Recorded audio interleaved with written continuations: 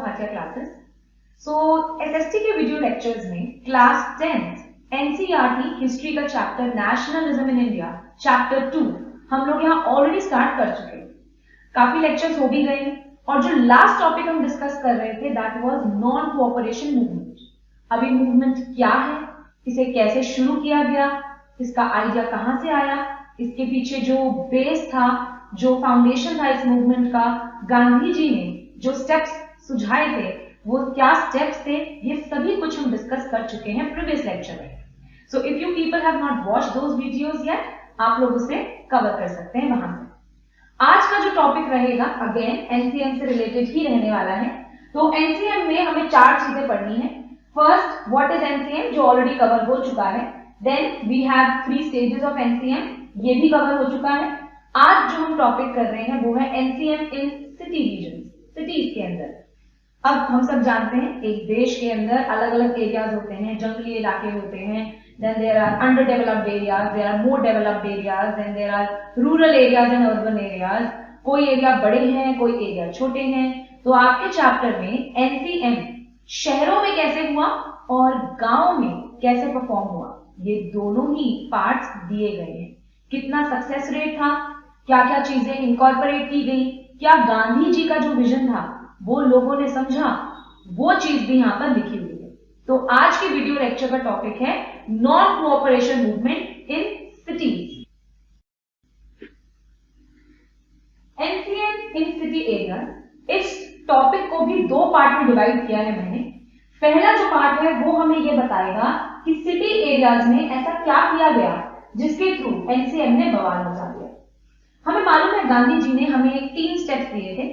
Number 1, give away your titles. If you have received any award from the British people, from the British government in India, you have to give away your prizes and awards to them, back to them. The second step that was suggested, that we need to leave the British institutions immediately.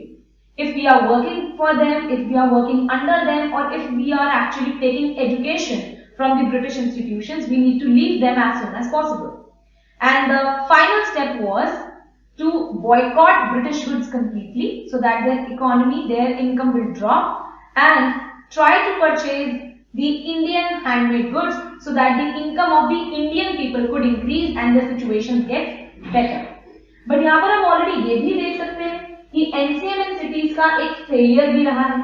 अब obviously बात है, अगर NCM इतना great and successful होता तो non cooperation movement के duration में ही British देश छोड़कर नहीं चले जाते, है ना। लेकिन वो नहीं गए, वो यहाँ पर 1945 तक बैठे रहे, और जबकि एनसीएम तो 1921 जनवरी में लॉन्च हो गया था। तो जनवरी में ये जो मूवमेंट है ये तो लॉन्च हो गया 1921 में, और ब्रिटिश 47 तक तो रहे ही। 45 के बाद उन्होंने शुरू किया, हाँ भाई हम यहाँ से निकले, बाहर जाएं। तो ये इसका मतलब जो एनसीएम मूवमेंट था ना, ये एक्चुअली में सब कुछ अचीव नहीं कर पाया था। सो जाहिर सी बात है, इसके कुछ फेलियर्स रहे हैं। आज की क्लास, आज की वीडियो लेक्चर में हम सिर्फ और सिर्फ सिटी रीजन की बात कर रहे हैं। विलेजेस जिसके अंदर आपका असम प्लांटेशन आता है, गुडम हिल्स आता है, वो सब दूसरे लेक्चर के अंदर कंटिन्यू किया जाएगा। तो शहरों में क्या हुआ उसकी पहले आप लोग स्टोरी के थ्रू ये कहानी समझिए। जैसे कि गांधी जी ने कहा था कि आप लोगों को आपके टाइटल्स हटा देने हैं, तो टाइटल्स हर एक को तो मिलते नहीं है, अवार्ड ऐसा नहीं है कि सबको बांटे गए हैं। तो वो कुछ स्पेशल फ्यू पीपल ही थे इंडिया में जिन्हें कुछ स्पेशल अवार्ड और टाइटल्स मिले थे, और बहुत सारे लोगों ने अपने टाइटल्स वापस कर दिए। जैसे कि रविंद्रनाथ टैगोर जी ने अपना नाइटहुड का टाइटल वापस किया, गांधी जी ने हिंद केसरी का टाइटल वापस कर दिया। इसके अलावा जैसे ही गांधी जी ने इस मूवमेंट को लॉन्च किया, ये मूवमेंट जनवरी 1921 को इंडिया में, पैन इंडिया, पूरे इंडिया में लॉन्च हो गया था। This was the very first movement जिसमें ऑलमोस्ट सारी पॉपुलेशन पार्टिसिपेट कर रही थी। हाँ, जाहिर सी बात है एक एक बंदा इन्वॉल्व नहीं था, लेकिन इंडिया के हर कोने कोने से कुछ कुछ लोग इस मूवमेंट में इन्वॉल्व थे। इसके अलावा हम ये भी जानते हैं कि एनसीएम के साथ साथ खिलाफत भी लॉन्च किया गया था। दैट मीन्स कि हिंदू एंड मुस्लिम यूनिटी भी इस मूवमेंट में देखी गई। इसके अलावा तुरंत ही बच्चों ने स्कूल और कॉलेज जो ब्रिटिश चलाते थे उन्हें छोड़ दिया, वहां पर विजिट करना छोड़ दिया, अपना नाम हटवा लिया कि हम नहीं आएंगे।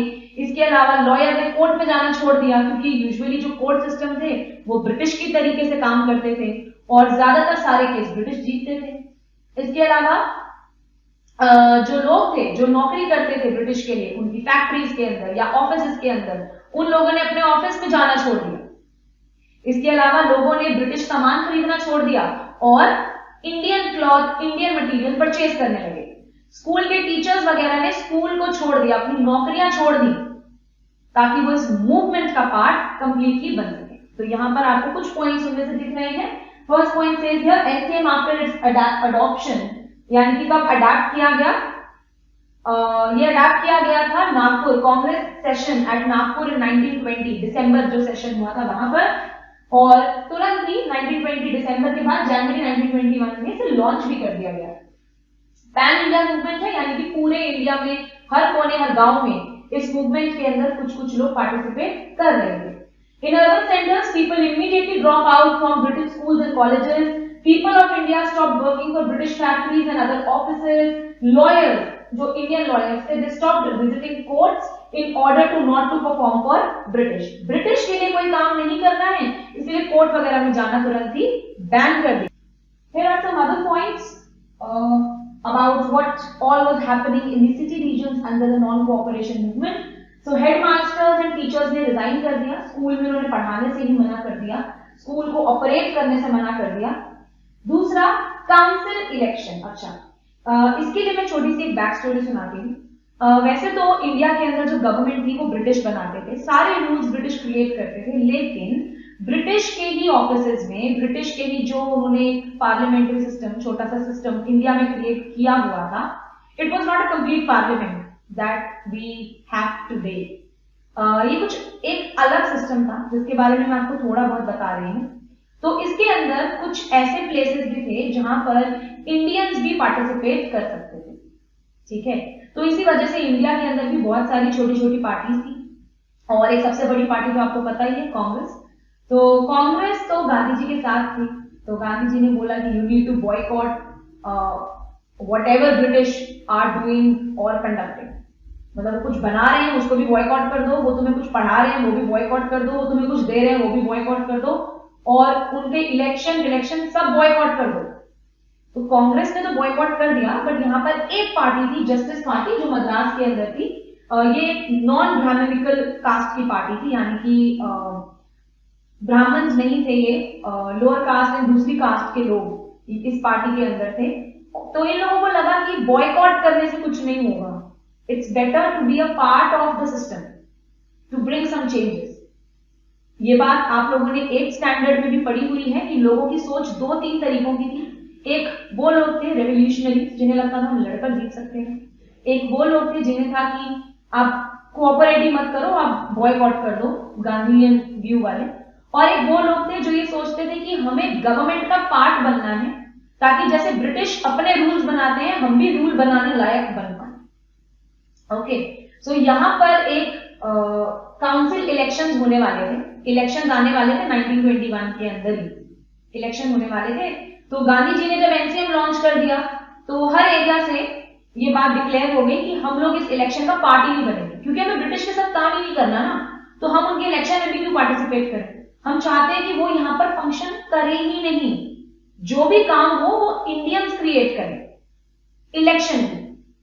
तो यहां पर इलेक्शन होने वाले थे काउंसिल के, ठीक है, लेकिन सबने ही उन्हें बॉयकॉट कर दिया एक्सेप्ट मद्रास। मद्रास एरिया में ये बॉयकॉट नहीं हुआ। खासकर क्यों नहीं हो पाया, क्योंकि जस्टिस पार्टी अड़ गई कि हम तो बॉयकॉट नहीं करेंगे, हमें नहीं लगता है बॉयकॉट से कुछ होता है, हमें लगता है कि हमें गवर्नमेंट का ही पार्ट बन जाना चाहिए चेंजेस लाने के लिए। अब एक पार्टी खड़ी हुई है तो वहां की बाकी पार्टी को लगा रहे अगर हम इलेक्शन नहीं लड़ेंगे तो ये तो ऐसे जीत जाएंगे खाली हाथ, तो फिर वो लोग भी कॉन्टेस्ट के अंदर उतर आए। तो सिर्फ मद्रास को छोड़ के बाकी सभी जगह के इलेक्शंस जो थे वो रद्द हो गए थे, क्योंकि कोई आया ही नहीं कंटेस्ट करने के लिए, और ये इंडियन पीपल के लिए हो रहा था। इसके बाद फॉरेन गुड्स को तुरंत लोगों ने बॉयकॉट कर दिया, और यहां तक कि जो ब्रिटेन का कपड़ा था, कपड़ों से लोगों को बहुत नफरत थी। उसका रीजन है इंडिया बहुत एंशिएंट टाइम से अपने कॉटन के लिए बहुत ज्यादा फेमस रहा है। इनफैक्ट इंडिया के कॉटन और इंडिया के स्पाइसेस, इसी की वजह से ही तो यूरोपियंस जो थे, खासकर ब्रिटिश, वो इंडिया आए थे। आते ही सबसे पहले मिल भी उनकी कहां थी? मसूलीपट्टनम, सूरत, यही लगाई थी। और यहां पर क्यों लगाई थी? क्योंकि यहाँ कॉटन होता है, कॉटन मिल लगाई थी। तो इसी वजह से उनको कपड़े से बड़ी नफरत थी, क्योंकि वो इंडिया से कॉटन ले जाते थे और उसके फिनिश्ड गुड ब्रिटेन से बनाकर लाते थे और फिर इंडियंस को ही बेचते थे। तो गुड्स जो थे उसको तो बॉयकॉट किया, लेकिन कपड़े को तो पकड़ के चौराहों पर ढेरी लगा दी। हीप मतलब ढेरी लगा देना, यू माउंटेन बनाया और आग लगा दी। तो और अब आप सोचोगे इतना कपड़ा क्या इंडियन ने खरीदा? जी नहीं, इंडियंस ही तो काम करते थे ना कपड़े का, तो अपनी फैक्ट्री से उठा उठा के ले आए, उसमें आग लगा दी। तो लास्ट पॉइंट आपको यही बताना। ये कुछ लास्ट के पॉइंट्स हैं एनसीएम से रिलेटेड ही in the city region. Liquor shop, liquor क्या होता है? Alcohol. So alcohol shop picketed. Picketed का मतलब होता है जब आप धरना वरना देते हो तो क्या करते हो? हम लोग चक्का जाम कर देते हैं, रोड ब्लॉक कर दी, और कभी कभार रेलवे ट्रैक्स पे बैठ जाते हैं ताकि रेलगाड़ी ना चल पाए। इससे होता क्या है? इससे होता है नुकसान। किसका? बहुत सारी फैक्ट्रीज का, इवन गवर्नमेंट इंस्टीट्यूशंस का तो होता भी है, साथ ही साथ प्राइवेट इंस्टीट्यूशंस का भी नुकसान होता है। तो यही करने की कोशिश की इंडियन लोग जो थे, वो लिकर शॉप के एरिया को ब्लॉक करके बैठे। अब लिकर शॉप सी क्यों? क्योंकि देखिए अल्कोहल वगैरह पे काफी ज्यादा अच्छी कमाई होती है, ठीक है, इसीलिए आज तक चल रही है डिस्पाइट द फैक्ट कि गलत है कंजम्पशन। तो लिकर शॉप्स पे जो है इनकम बहुत ज्यादा होती है गवर्नमेंट को, तो ब्रिटिश गवर्नमेंट को भी बहुत इनकम होती थी। बस उनकी इनकम को रोकने के लिए, फाइनेंस को नुकसान पहुंचाने के लिए इंडियंस जो थे दुकान के बाहर ही बैठ गए ताकि लोग अंदर ही न जा। और अगर कोई इंडियन काम करना भी चाह रहा है ना ब्रिटिश के लिए, वो भी ना कर पाए। तो उन्होंने एरिया, उसकी एंट्रेंस ही ब्लॉक कर दी। इतना रक्कस क्रिएट कर दिया कि ब्रिटिश लोग अपने शॉप्स में, अपने मिल्स के अंदर काम कर ही नहीं पा रहे थे। इसके अलावा मूवमेंट की वजह से जो फॉरेन गुड्स हैं, यानी कि ब्रिटेन से जो कपड़ा और जो बाकी का सामान इंडिया आता था बिकने के लिए, वो आना कम हो गया। क्यों कम हो गया भाई? अब सबको पता था, गांधी जी ने सबको कहा है कि फॉरेन गुड्स को इस्तेमाल नहीं करना। अब नहीं करना है तो अब जो दुकानदार थे उनको पता था यार हम फिर ब्रिटेन को ऑर्डर क्यों दें सामान का, जब ये लोग खरीदेंगे नहीं। तो ऑर्डर नहीं दिया तो उनका इंपोर्ट, यानी कि इंडिया में ब्रिटेन का सामान आना बहुत कम लेवल तक आ गया, यानी कि हाफ लेवल पर आ गया। जितना 1921 से पहले आता था ना, वो हाफ पर हो गया। और ये कम से कम 1 साल तक चला। 1 साल तक लोगों के दिमाग में ये बातचीत रही, 1921 से 1922 तक। इसके बाद जो इंडिया के ट्रेडर थे, बिजनेसमैन थे, उन्होंने भी बोल दिया कि फॉरेन का कोई भी सामान, खासकर कि ब्रिटेन का सामान, वो हम उसके अंदर ट्रेडिंग नहीं करेंगे। जो बड़े बड़े ट्रेडर थे, मर्चेंट्स थे, जिनके पास पैसा है ज्यादा, वो बाहर के लोगों से सामान खरीदते थे और फिर यहाँ पर आके बेचते थे। तो उन्होंने भी बोल दिया कि हम अब कहां से सामान खरीदेंगे? सिर्फ इंडियन लोगों से सामान खरीदेंगे, इंडियन हैंडमेड गुड्स खरीदेंगे। तो क्योंकि इंडिया के लोग अब इंडिया का सामान खरीदने को रेडी थे, तो इंडिया के हैंडलूम की जो कमाई थी वो ऊपर चली गई। इंडियन गुड्स के बहुत ज्यादा ऑर्डर आने लगे। So this was all for how was NCM going in the city regions. लोगों ने क्या किया, क्या रिजल्ट रहे, I have covered everything. So next topic जो हमें NCM in the city regions के बारे में पढ़ना है वो है फेलियर ऑफ एनसीएम। अब ये जो शहरों में बड़े धूमधाम से एनसीएम मनाया जा रहा था, ब्रिटिश सामान को तो आग लगा दी थी इतने सारे को, और इंडिया के जो ट्रेडर्स थे, इंडिया के जो हैंडलूम वाले थे, उनका बिजनेस बहुत अच्छा आगे बढ़ चला। फिर फेलियर कहां आया? तो प्रॉब्लम्स कहां आई वो अब हम देखते हैं। सबसे बड़ी और पहली प्रॉब्लम तो ये थी कि जो इंडिया का जो हैंडलूम का सामान है बेटा, वो बहुत महंगा होता है। आज भी आप हैंडमेड साड़ीज, हैंडमेड जीन्स या ऐसा कोई खादी क्लॉथ लेने जाओगे, that is very very expensive compared to the normal clothes which are available at a very very cheaper cost. तो ऐसा क्यों? क्योंकि ब्रिटेन का सामान तो मशीन में बनता है और एक साथ 1000 लाख वो प्रोडक्ट्स बना लेते हैं, लेकिन इंडिया में जो सामान बनता है उसमें 5-6 लोग एक ही आइटम हाथों से बनाते हैं। तो नंबर 1 उसको टाइम भी ज्यादा लगता है, नंबर 2 एफर्ट ज्यादा है, इसीलिए पैसे भी ज्यादा लगते हैं। तो इंडियन सामान की कॉस्ट महंगी है और ब्रिटिश सामान की कम थी, और इंडियंस इतने अमीर ही नहीं थे ना। जब उनको पता है कि मार्केट में कोई सस्ता कपड़ा अवेलेबल है, so they want to buy the सस्ता one, the cheaper one, which was the British product, British cloth. So Indians could not afford khadi long term तक, वो उसे अफोर्ड नहीं कर पाए। एक बार दो बार खरीद लेंगे, लेकिन जिंदगी भर खादी पर वो जीवित नहीं रह पाएंगे, क्योंकि वो बहुत ही एक्सपेंसिव है। दूसरा, इंडियन को ये तो बोल दिया था कि आप स्कूल मत जाइए, आप काम पर मत जाइए, बट लोगों को खाने पीने के लिए पैसे तो चाहिए। ठीक है, Gandhi ji belong to a well off family, already उनके पास एक अच्छा खासा बैकग्राउंड था। नंबर 2, वो खुद लॉयर थे। नंबर 3, वो फेमस थे, तो लोग तो उनको इनवाइट करते थे अपने घर पे खाना खाने आओ, इन सब के लिए। लेकिन जो ये लोग, बाकी लोग धरने पे बैठे, इन्हें तो कोई खाना फ्री में नहीं देगा, दे नीड टू वर्क। और पहले के जमाने में तो एक ही फैमिली में बहुत सारे लोग होते थे, तो अब क्या करें, अब काम कहां करें, क्योंकि इंडिया की अपनी तो कोई फैक्ट्रीज नहीं है, इंडिया की अपने तो ज्यादा काम करने की जगह नहीं है, इंडिया के अपने बड़े बड़े स्कूल कॉलेज नहीं है, तो कहां जाएं। इसीलिए जो स्टूडेंट्स और जो वर्कर्स थे, जिन्हें पैसों की जरूरत थी, वो वापस ब्रिटिश इंस्टीट्यूशंस, ब्रिटिश फैक्ट्रियों में काम करने वापस दौड़ गए। तो ये पॉइंट्स यहां पर मेंशन है, देख सकते हो। एनसीएम ग्रेजुअली, धीरे धीरे बहुत स्लो हो गया सिटीज के अंदर, और इसके बहुत सारे कारण थे। खादी बहुत ही महंगा कपड़ा था, ब्रिटिश क्लॉथ सस्ता था, इसीलिए इंडियंस को रियलाइज हो गया कि हम हैंडलूम का सामान जो है अफोर्ड नहीं कर पाएंगे। इसके बाद इंडिया के अपने कोई इंस्टीट्यूशंस नहीं थे जहां पर वर्कर और स्टूडेंट्स काम कर सके या पढ़ाई कर सके, इसलिए धीरे धीरे ये लोग भी दोबारा से ब्रिटिश इंस्टीट्यूशंस में वापस जाते गए। लॉयर्स भी वापस कोर्ट में चले गए, टीचर स्टूडेंट्स ने स्कूल ज्वाइन कर लिए, और अब क्योंकि ऐसे टाइप का मूवमेंट पहली बार इंडिया में हो रहा था, तो लोगों को पता नहीं था क्या करना, तो उनके पास खाने वाने के पैसे नहीं है, खाना कौन देगा, काम क्या होगा, फ्यूचर क्या होगा, कुछ नहीं दिख रहा। अब आजादी ऐसे थोड़ी है कि हम 3 दिन धरने में बैठे और मिल गई, 21 दिन बैठे और मिल गई, वो कब मिलनी थी नोबडी नो, किसी को मालूम ही नहीं था कि वो कब हमारे हाथ लगी।